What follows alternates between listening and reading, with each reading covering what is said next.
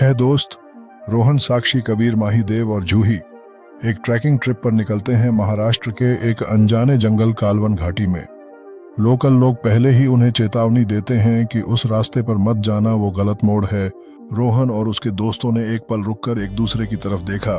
संदेह में थे कि क्या उन्हें चेतावनी को नजरअंदाज करना चाहिए या सुरक्षित रास्ता चुनना चाहिए।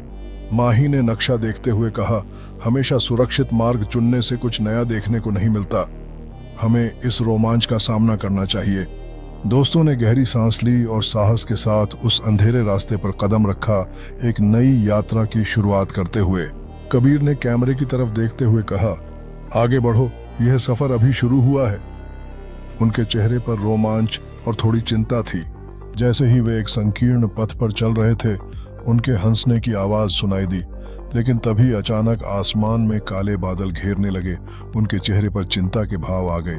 लेकिन दोस्तों की टोली जीपीएस को फॉलो करते हुए एक पुराने रास्ते पर रॉन्ग टर्न ले लेती है और वहीं से शुरू होता है उनका डरावना सफर। अंधेरे में कैंपफायर के चारों ओर बैठकर वे डरावनी कहानियां सुनाने लगते हैं।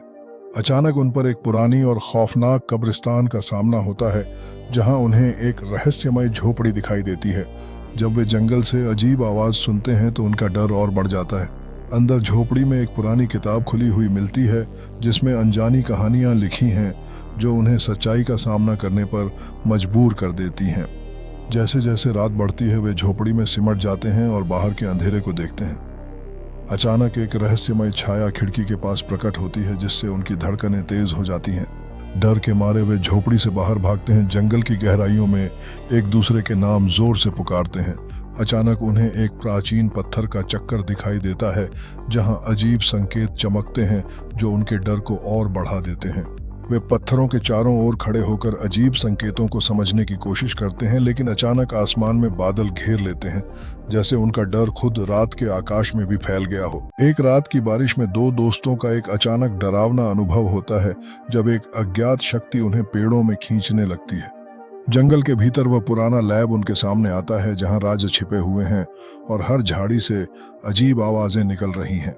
जब वे अंदर कदम रखते हैं, उन्हें पुराने दस्तावेजों और रहस्यमय उपकरणों की मौजूदगी में एक खतरनाक सच का सामना करना पड़ता है। एक अचानक आवाज उनके दिलों को तेजी से धड़कने पर मजबूर कर देती है।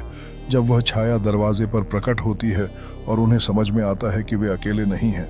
भागते हुए वे महसूस करते हैं कि उनकी जिंदगी खतरे में है और उन्हें किसी भी कीमत पर यहाँ से बाहर निकलना होगा।